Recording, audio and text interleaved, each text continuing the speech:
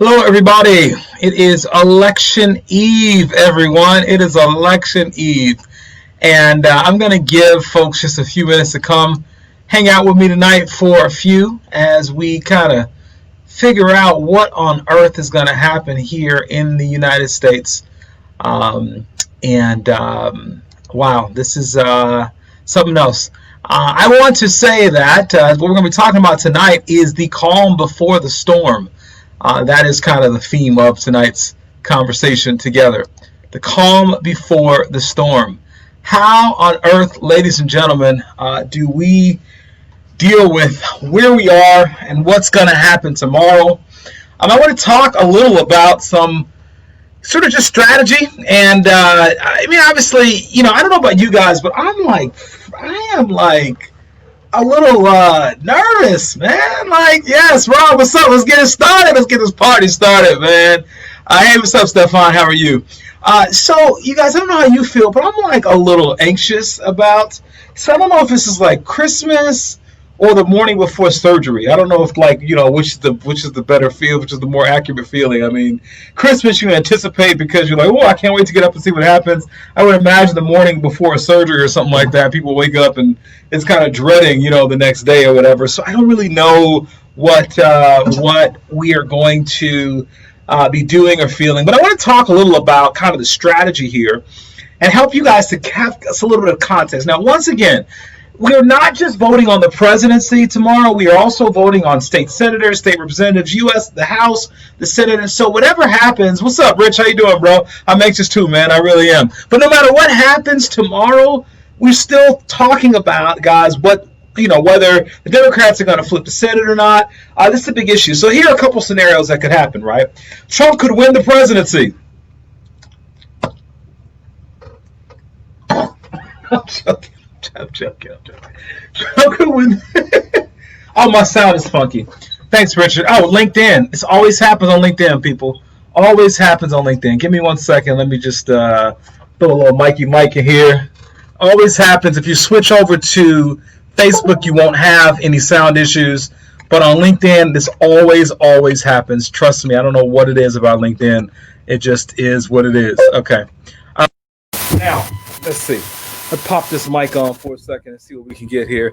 1, 2, 3, 4. And I messed up my whole little setup. So I don't know. I get a reverb. Is it still going on, Richard? I think. And Facebook, folks, everything sound okay on this end? I would imagine that it does.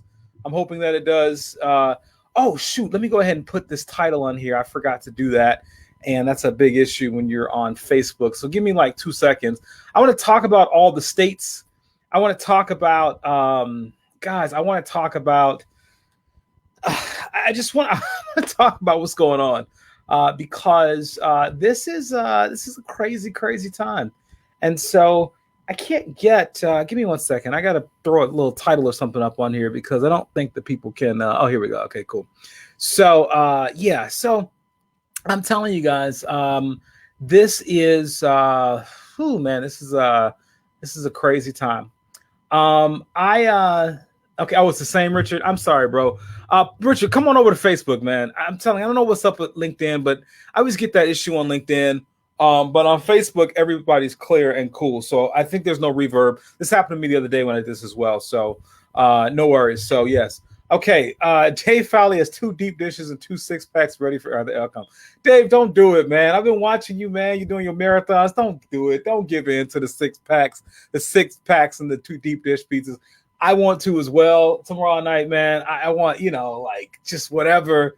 I'm going to try to give into some exercise tomorrow, but we'll see how that goes. So, guys, listen, just give me 1 second. I got to get this title on here. I don't know what happened on my thing. My son stole my phone, and I don't know why I can't get my title on here. I can't see my Facebook page, and it's driving me nuts. Here we go. Okay, I got you. I see what to do. Okay. So anyway, what I want to talk about is the states that are in play. And I want to talk about basically, what this is going to look like tomorrow, because this is pretty scary, guys. So here's the deal. obviously I live in Illinois, and so Illinois, no big deal, right? We're not gonna have any problems in Illinois. Illinois is solid Democrat, but there are 6 states right now that this whole thing is really going to come down to. And I want to talk about those states. I want to talk about what is the possibility that Biden will win or Trump will win. And I don't know how you guys feel, but I'm telling you, man, I'm like,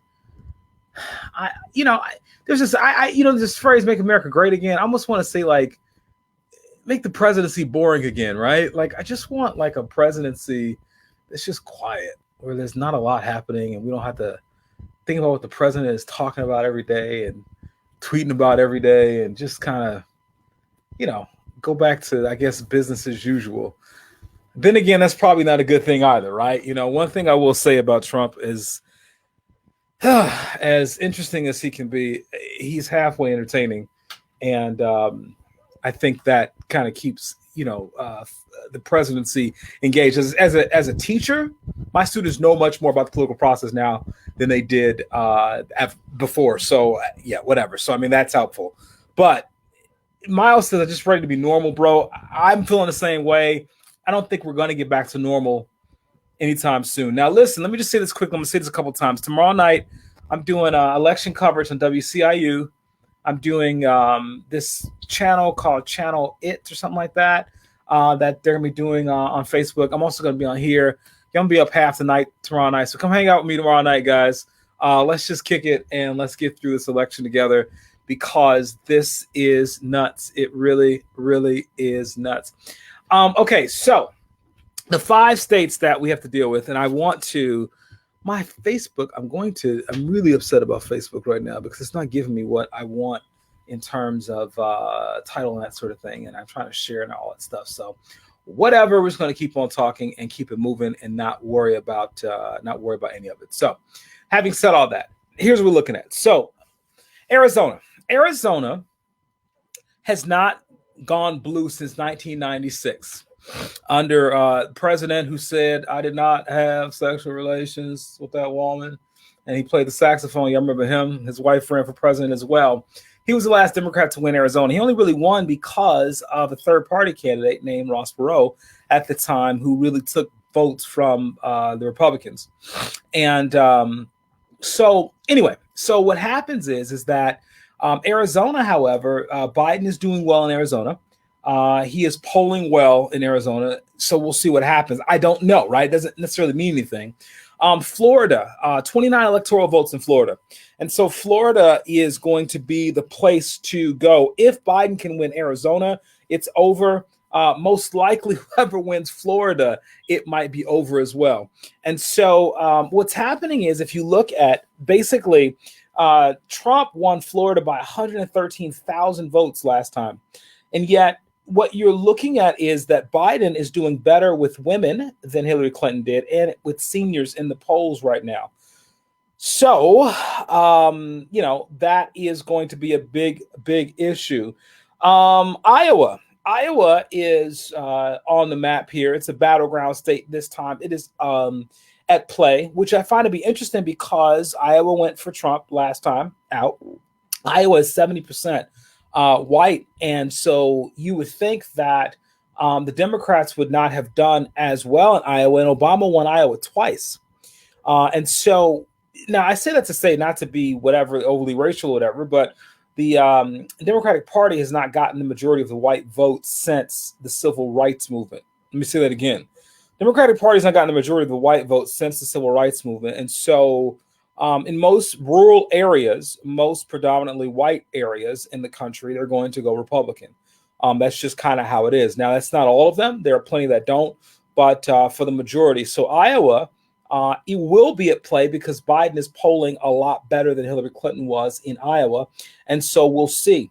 I think it was important for Biden to be the nominee for this reason. I love Bernie. I love Elizabeth Warren. I love, the progressive folks, AOC, all these folks. She didn't run for president, obviously, but I think that you kind of needed Joe Biden. He was a safe person to win in some of these places. And unfortunately, America, and I think this is one of the challenges in the American political process. Unfortunately, America is really so carved up by race and income that you can pretty much predict how people are going to vote based on where they live. Now, of course, there are people that are outliers. There are people that are anomalies. Of course, that's not the only way to predict.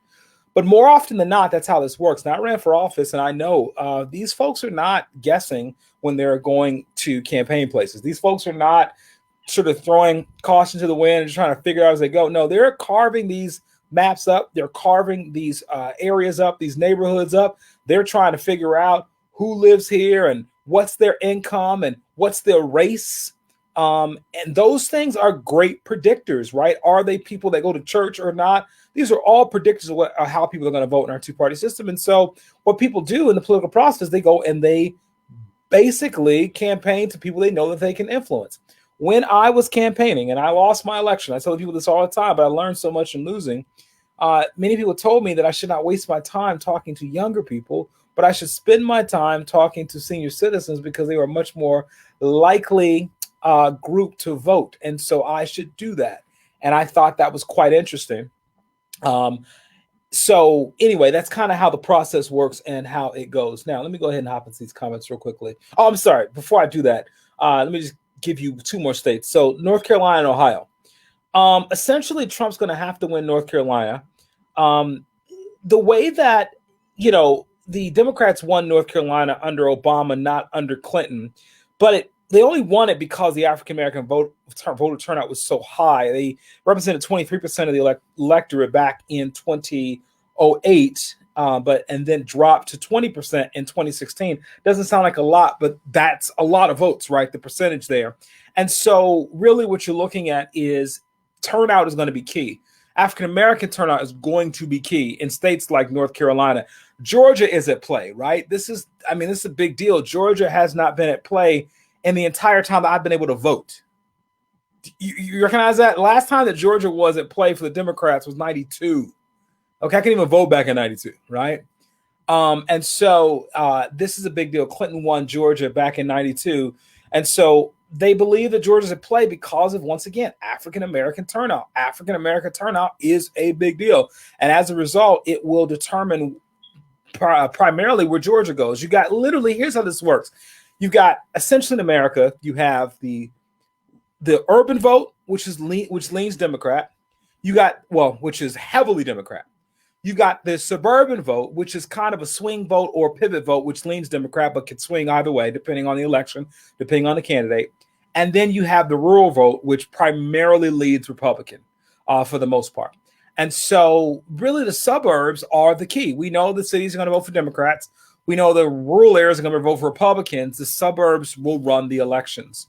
And as you know, if you go through states like, Ohio, whatever, no Republican has won in modern history without winning Ohio. And what you see in Ohio is that there are a couple rural areas that actually went for Obama.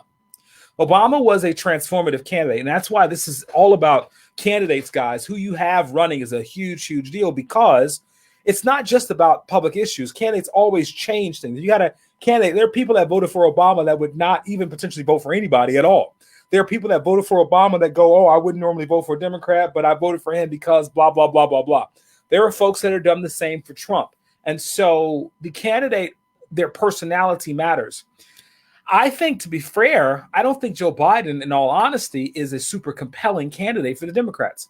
However, Trump is such a lightning rod, such a force for either love or hate, that he is going to be the driving factor. Now, the question is, do people come out to vote for love or do they come to vote for hate? And we will find out. Now, over 90 million people have voted already, which is a huge, huge issue. And so maybe, just maybe, people are coming out for what they're against more than even what they're for. And we'll see. Okay, let's go ahead. Let's see. Our nation needs a chance to heal from the racial slavery that we've been dealing with for way too long. It's time for a change. I would agree with that. One guarantee that 45 will declare himself winning tomorrow night. Dave, that's a big issue. What's going to happen if Trump loses tomorrow night? That is the question. If Trump loses tomorrow night, I saw your comment, Crystal, be quiet. When Trump loses tomorrow night, if Trump loses tomorrow night, I don't want to say when, I don't know. But he's already said that they're lawyered up, right? They're going to be heading out He's already said that they're going to be looking to figure out right now, lawsuits about mail-in ballots. I don't know if you guys read the story about Texas, where Texas is blocking like over 100,000 drive-up ballots. People sort of did this drive. They had drive-through polling drive-through polls down in Texas. The Republicans are trying to block the voting, block the ballots. It's a crazy situation. Same thing's going on in Florida with felons. And so if Trump does not win, I don't think that he's going to go quietly. And I just read this article the other day about literally like 7 things that Trump could do, even if he were to lose and still be in the office from now to January. He could pardon an unbelievable amount of people. He could step down from office and have Mike Pence pardon him. He could, he could gut a bunch of these agencies. I mean, you name it. There's a lot of stuff that can be done. Now, I would like to say, oh, well, people care about the country. He wouldn't do that. We're talking about President Trump here, folks. He has not necessarily proven to play by convention or really care about what happens with his, what happens to his predecessor. Didn't care necessarily about that, that sort of thing. And so what I would say is, it's going to be wild and crazy and scary. So I think, those of us who pray. I'm a political prognosticator, if you will, a political person. But I do believe that we have to pray, because at the end of the day, no matter what happens, we got to get up and go on the next day. Will we find out who won or not on Tuesday night? We probably will not. There's a good chance that we will not. The president's team wants all of the ballots counted by tomorrow night. We probably will not find out in those places like Florida, those places like Ohio, those places like North Carolina and Georgia. We may have to wait. However, if there are landslides, right, we need 270 electoral votes to win. If there are landslides, if this thing is a landslide, or if there are landslides in the various states, then we won't have to actually have that. So, okay, so Crystal said, I'm old. Thank you very much, Crystal. What do I think about Florida? Should we prepare for a civil war? If he loses, he'll cry to his lawyers, blah, blah, blah, blah, blah. Okay, right. Okay, so what do I think about Florida, and should we prepare for a civil war? I'll take on the Florida question first. So once again, it's about the suburbs, folks. It's really about the suburbs. The cities are going to be blue. The rural areas are going to be red. The suburbs went for Donald Trump the last election. However, they are polling heavily more towards Biden. See, here's the deal, folks. America has a very racist history. And really, you can make an argument that a relatively racist present, relatively, not nearly, obviously, we were before, but I think the real racism today is really denying that we even have, it's like you take a bath and there's all this dirt in the tub and you just kind of deny that it's there, right? You get back in the water and like, oh, it's clean. It's not clean. The person that was in the tub was dirty and they left this stuff. You got to clean this out and you got to fix what was messed up before you got in there. And so just ignoring it doesn't make it go away. But anyway, I digress. The point of that is that when you look at, I think, racism, but I think sexism might be even worse in America than racism. I think that, and the reason my assessment of that comes from the fact that America elected Barack Obama but would not elect Hillary Clinton. Now, I don't know if Hillary Clinton was just a bad candidate, but I mean, come on, really? I didn't think Hillary Clinton had a lot of negative imagery in the public because of her history with her husband and that sort of thing. But the truth is that she was infinitely more qualified to be president than Donald Trump was, and infinitely more prepared. And there are these counties that just would not support a woman. I don't know if you guys talk to people. I talk to people as well. Like, there's no way I'm voting for a woman. I heard women say that. So what I'm saying is women in Florida who did not vote for Hillary are more likely to vote for Joe Biden. Okay.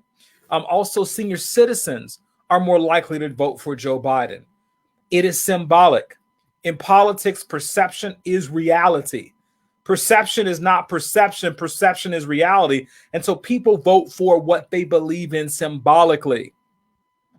That's why people's, I hate to say it, their age, their gender, their ethnicity, all of these things matter because people, unfortunately, can be very simplistic in this way. So, should we prepare for a civil war? Was the next question. I would hope not, right? I have been very concerned. They say that white nationalist groups have grown 55% since President Trump has been in office. And I'm a firm believer they're not going anywhere, right? So, what President Trump has whipped up, right, is not necessarily leaving anytime soon. We hope that it will be curtailed and that there will be they will be dissuaded from sort of being as open, but I don't think that it's going anywhere. And also, never underestimate the power of victimization in America. If Trump loses and he goes on this sort of national crying fit, which he will, and he'll do it through the media, and he'll go through all these tweets about how America's so unfair and blah, blah, blah, blah, blah. And nobody's ever been treated as badly as he was. And he was the best president since Abraham Lincoln, but nobody appreciated him and the Russia hoax and yada, yada, yada, yada, yada, right? He'll go through this and he'll whip up like that kind of victimization sentiment from people who I think are very dangerous. You know, I talked about this the other day. This militia idea, guys, honestly, is not even really constitutional. And so all these folks who are running around these militia groups, I would make the argument that they're really gangs and they should be called gangs because constitutionally, Article 1, Section 8 of the Constitution says a militia should be under the authority of the government, of the state government. It should be armed, trained, and disciplined by the state government, not some dudes, weekend warriors who pick up AK-47s and AR-15s and want to go shoot people and kidnap the governor of Michigan, folks. So those folks are empowered by Trump. Those folks love Trump. And so what will happen is that as a result, I don't know, right? Will there, you know, I pray there won't be a civil war. I don't think there will be. You know, there's something amazing about the power of financial comfort in this country. And I don't mean like we're comfortable completely, but I do mean that the cost of fighting war for most Americans who have sort of lived their lives in some level of even some level of comfort, Walmart, McDonald's, a home, you know, that sort of thing. The idea of a long-term sustained civil war for most of us is probably not going to happen. Will there be some potential unrest? Absolutely. If Trump loses, definitely is unrest in the city. I can see that coming. If Trump wins, definitely unrest in the city. If he loses, definitely unrest outside the cities. So there you have it. That's my prediction. So, okay. All right. So let's see here. The layering of down ballot candidates who have been running since 2018 in Texas and Georgia, particularly with the turnout effort of Stacey Abrams, can make those two states the shockers of the night.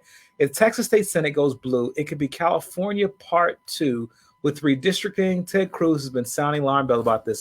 Very good. That would be amazing. That would be amazing. Very good. My political analyst, actor, agent friend there, who's got some great commentary. I love talking to him about this stuff. Yeah, my goodness. So Texas obviously is at play. And that is pretty cool. So the argument is that they've been getting these down ballot candidates to be Democrats have been winning. And they built that sort of with Stacey Abrams, and I would imagine then with Beto over in Texas, this could be a big upset in that way. So that'd be kind of cool. All right, so no woman has ever declared war. Is that true, Crystal? Margaret Thatcher never declared war anywhere. Somebody help me out with this history piece. No woman has ever declared war. I'm thinking about all the female leaders across the country. We've had Pakistan's had a female leader, Argentina off the top of my head, Great Britain, Germany obviously right now has Chancellor Merkel. So I'm thinking that none of these women ever declare war. That'd be pretty amazing if that was true. And so I would really like to see if that was it. Maybe a black single woman of a certain age, and to be a black single woman of a certain age. Yeah. So, okay, maybe Cleopatra. Wait, maybe Cleopatra, right? So, anyway, guys. So, what was I going to say? Anyway, so what we're looking at right now is, guys, I'm really, really I'm a little anxious tonight. You know, I'm really anxious tonight. Like I'm like, man, what's going to happen? I mean, obviously, once again, we know that We're going to be okay no matter what happens here. But this is an exciting time. One thing I will say about the presidential race, though, is that it is a beautiful thing that we have this one time that we get to come together. This is the only race, by the way, the presidency, that we vote on as a nation. Everything else is regional. We vote in our Senate based on our state. We vote on our congressmen based on our districts. Everything else is regional. But for the presidency, we get to come together. And so there's something exciting about it and something terrifying about it all at the same time. There's something uniting about this process and something dividing about this process as well, right? And so I don't know. I think that there are things that are good about it. I really do wish that we had a person in the White House that was going to work to bring peace to this country. But that's not going to happen. And we know that. So we will see what happens and we'll see what he does. Anxious, right? I mean, come on. Like, how could you not be anxious right now, right? How could you not be anxious? So if Trump wins but loses Senate, actually, I was thinking about that. Thank you for that, Crystal. If Trump wins and he loses the Senate, he doesn't have the Senate nor does he have the House. That could be an interesting 4 years. I mean, imagine Trump with Democrats running the entire Congress. He'll have the Supreme Court, but imagine Trump with Democrats run. Can you imagine the amount of tweeting and complaining he would do for 4 years? I mean, he would just and even if he wins, he's going to say, by the way, the election was rigged, which I think is so funny. He'll say it was rigged anyway. He'll say that, he won by, 10,000 or 100,000 votes and he should have won by 1 million votes, right? That happened last time as well. I wonder what Hillary must be thinking right now. I don't know if she's happy she did not win in the middle of all this. But man, it's crazy. Now, I will say, I forgot about it. I mean, this is very important. What's on the ballot right now, guys? I wrote an article called The Election of Our Lifetime. Check it out if you get a minute. It's on my pages or whatever.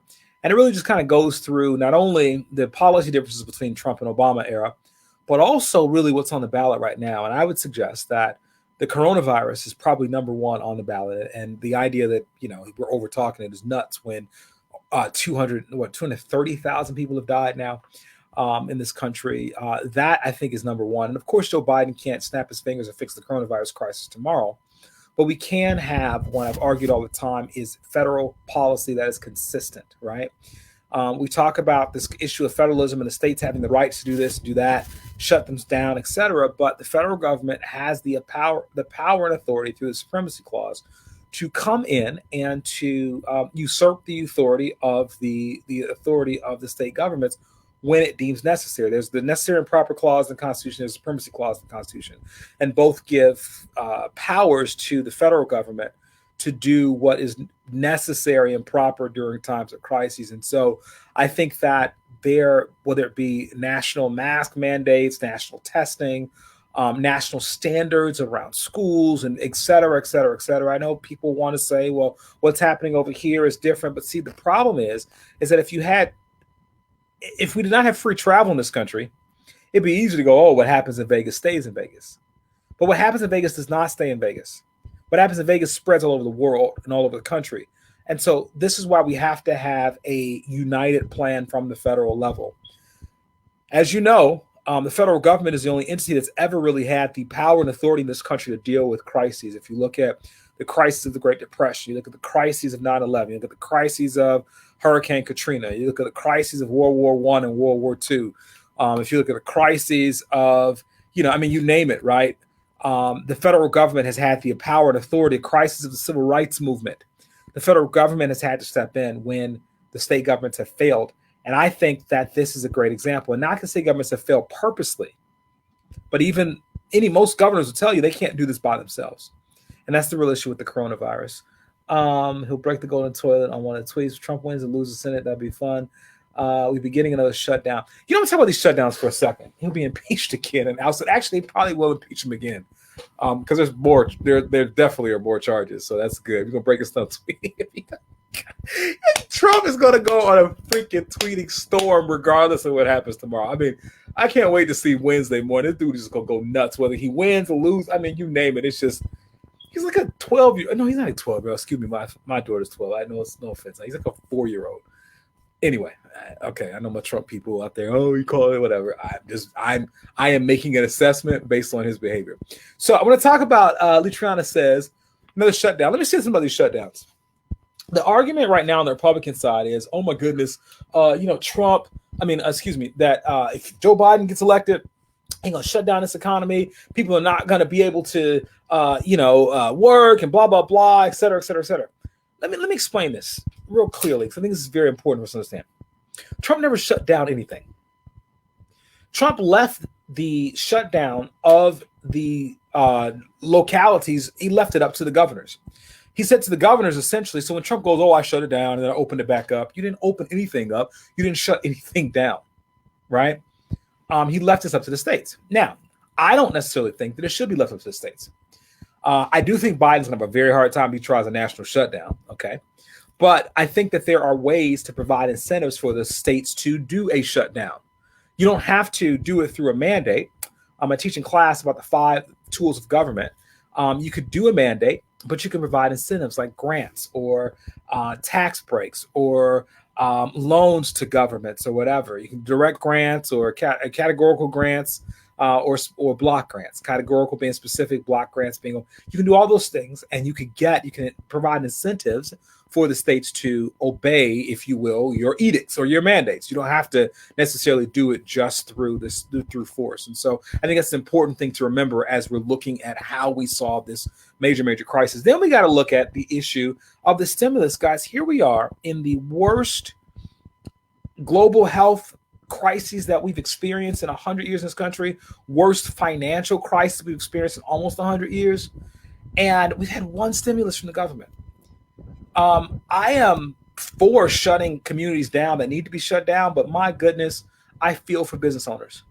I am blessed to be in a situation where my job transferred to remote and I can work and et cetera, et cetera. But what happens to these businesses? I get why people are doing what they're doing. They should not have to make the choice between their lives and money. The government has got to step up. And I don't want to hear necessarily we don't have the money. And I'm going to tell you why. Because there are companies, many companies, that are making record profits right now. It's what I like to call pandemic profiteering. And not to sort of throw these companies under the bus, but there's a number, I forget, something like 75 companies are making, 75 of the top companies in the world, in the country, have made profits much further above and beyond than what they would have made last year at this time, or if there were no pandemic. If you look at, there are health companies who, basically insurance companies who have people who won't even go to the doctor now because they're afraid of the virus, and so they're making money off of their premiums. There are companies like Amazon that are making a killing right now, Walmart that's making a killing, real estate companies that are making a killing. You name it, there are myriad companies that are figuring out ways to profit off this. And so after World War II, there was this principle that if you made an amount of money above and beyond what you would make outside of a time of crisis, that you would pay a tax on that money because the country is suffering and you are profiting off of the crisis. Not that you made the crisis or decided to do that, but there would be some responsibility. There would be a tax on that additional profit. That principle came about after World War II. And now I would suggest the same thing needs to happen for these companies today. Not to punish them for the pandemic, but to say, look, people, we have record levels, depression level unemployment right now. Why are you not paying an additional amount off of the profit that you're making to deal with the fact that we've only had one stimulus in this country since this pandemic started? This is to me unconscionable and immoral. And, and I'm not, once again, I think about this. This country is so divided on these political issues. I don't think we have to be as divided. I'm talking about money to fund police, money to fund fire departments, money to fund teachers, right? Money to fund localities, roads and schools, and to make sure that businesses can survive. And so these are things that are critical. America has one of the highest corporate tax rates in the world. but the lowest actual payment of those corporate tax rates because of corporate loopholes. And so we are in a situation where we provide incentives for people who have more not to necessarily pay, and as a result, the public suffers and the public good suffers, and we are all in this together. Those roads that we all use, they are used by the wealthy and the poor, and so we have an obligation to one another. Warren had a plan for that. Yes, she did. Warren had a plan for everything. I don't know if you guys saw this was some skit where they were joking. Like, oh, Warren was like, "Oh, I got a plan for that. I got a plan for that." She had a plan for everything. I mean, talk about like brilliant and qualified. I mean, yeah, she should have been whatever. So. Okay, New England shut down and their economy hasn't gone haywire. Woman leader. Oh my goodness. Okay, yes, good. All right, cool. Okay, so anyway, guys, I am going to get out of here. Oh, I think John Beal just asked about should we abolish the filibuster?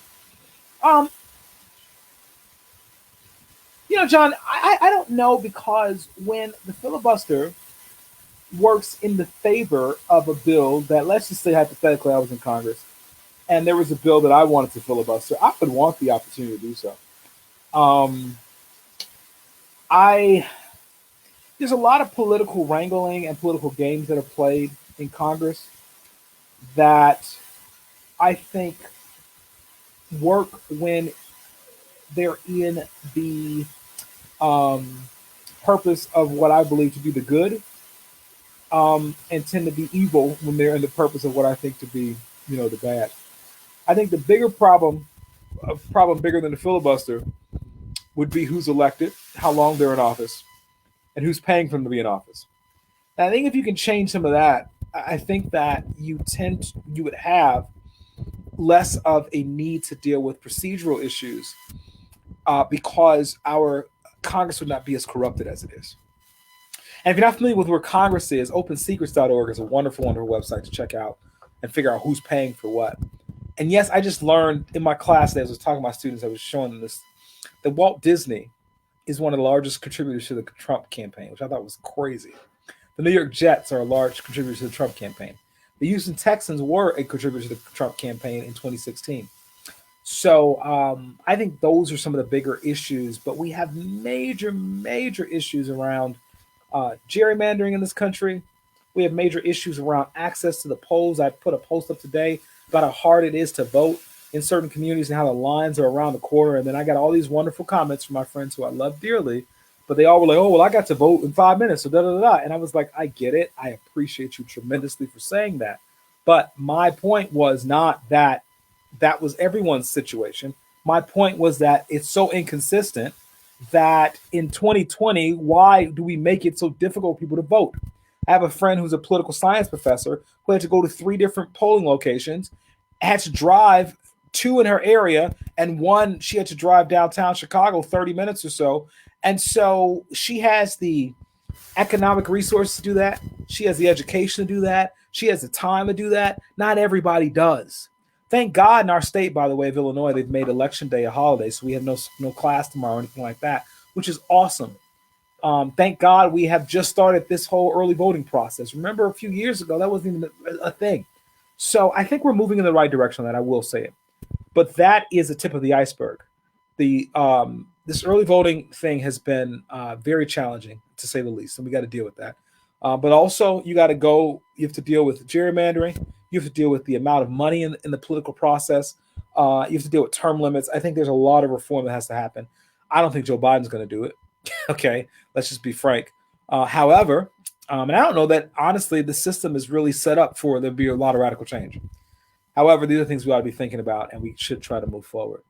Hey, brother Oriel, what's up, man? Okay. Study not a fact. Google search. Okay, Gennaro is in the comments. Revealed the UC study that was women 20s in Mali. Crystal said it's a study, not a fact. It is a fact, Crystal. Okay, I'm joking. All right, you guys are stuck on this women war thing. What the heck? Okay, whatever. I'm gonna go back. Let me go look that up, and I'll come back to you guys about this women going to war. That'll be our next topic on here. But you guys, man, this is a crazy night. So pray tonight, folks. Man, this is gonna be nuts. I will be out early in the morning, doing stuff on the polls. That sounded horrible. I mean doing stuff on the poll. I'll be at the polls tomorrow, early morning, and I gotta go vote. Okay, this late. It's time for me to go to bed. Anyway, time for Christmas music. No, it's not, man. Although my daughter's already playing Christmas music, I don't understand it. They're like, whatever. Speaking of them, let me go spend some time with my kids for a little bit. Hey, tomorrow night though, guys, we're doing WCIU. Be on here. I mean, this could be crazy. So let's hang out tomorrow night for a few hours. So anyway, God bless you guys. Take care. Have a great night, and I'll see most of you guys hopefully tomorrow.